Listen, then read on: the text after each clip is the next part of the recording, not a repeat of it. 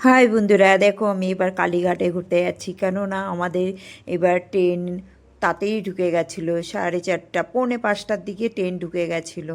তারপরে আমরা ওখান থেকে ভাবলাম কি তাহলে এবার এসছি কলকাতায়, মায়ের মন্দিরে একটু ঘুরেই যাওয়া যায় না, তার জন্য আমরা গেলাম।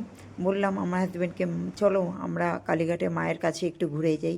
কেননা আমার একটা মানসিক ছিল, যখন আমরা বিয়ে করতে আসি কালীঘাটে, তখন আমার একটা আশা ছিল মনে মনে যে আমার ছেলে মেয়েকে নিয়ে আমি একবার আসবো মাকে পুজো দিতে। এর জন্য সেদিন খুবই সকাল সকাল নামিয়ে দিয়েছিল, ওর জন্য হাজব্যান্ডকে বললাম চলো না একটু মায়ের কাছে যাই, মাকে একটু দেখেও আসি, একটু পুজোও দিয়ে আসি, ছেলে মেয়েও আছে, সবাই একসঙ্গে আছি ফ্যামিলি। এর জন্য বললাম, আর হাজব্যান্ড বললে চলো তাহলে, কোনো ব্যাপার না, চলো। তারপরে গেলাম, পুজো দিয়ে আসলাম। এই মায়ের মন্দিরে এসেছি, দেখো সেদিনকে ভোরবেলা পুরো মন্দিরটা ফাঁকা সেদিন। কেন না যে এক সকাল হয়ে রয়েছে, তারপরে আছে আবার দুদিন পরে ভোট, এর জন্য মায়ের মন্দিরটা পুরো ফাঁকা ছিল।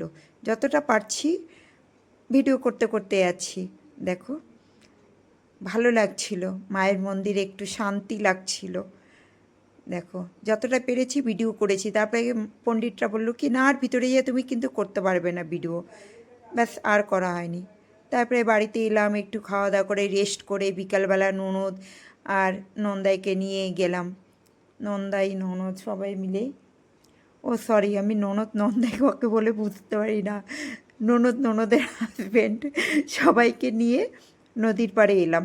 দেখো কি ভালো লাগছে না নদীর জলটা, ডায়মন্ড হাবড়ার যে নদী না, ওই নদীর জল এটা।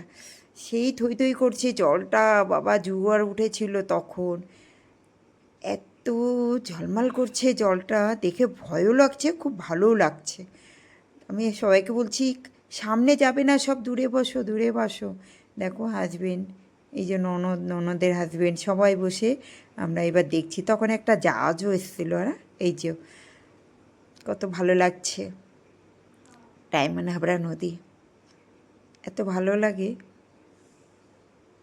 পুরো হাওয়া চলছিল ওখানে। দেখো 4টে 4:30 দিকে গেছি, আস্তে আস্তে আমরা রাত হয়ে যাচ্ছিলো, তাও আসছিলাম না, এত ভালো লাগছিল। রাতের দিকে এসছি, তখন আর ভিডিও করি না। ঠিক আছে বন্ধুরা, এইটুকুই আমার ভিডিও, ভালো থেকো।